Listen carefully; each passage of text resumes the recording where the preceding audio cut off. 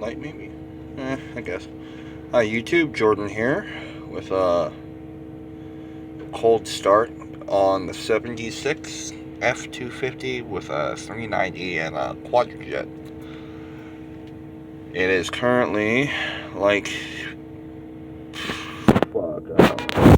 it's something, it's below freezing. It's like 20, 22. It's cold because you can see my breath, maybe.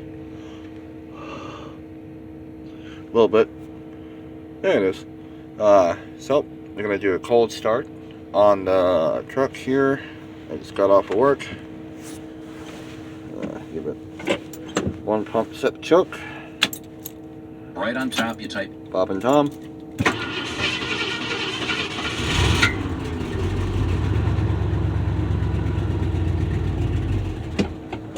Oh, one full pump, or one more.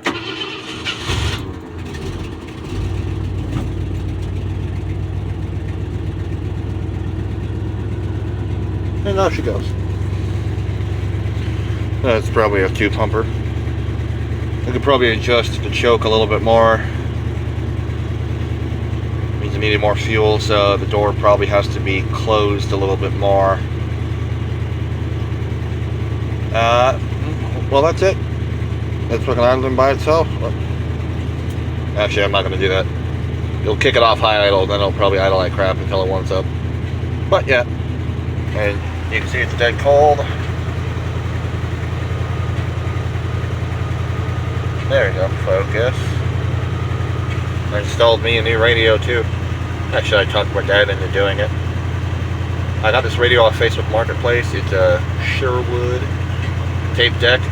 Got it for $40. Brand new in the box. Yeah.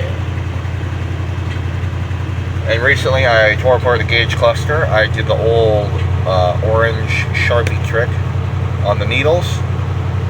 Looks pretty good if I do say so myself. The needles were all faded white beforehand.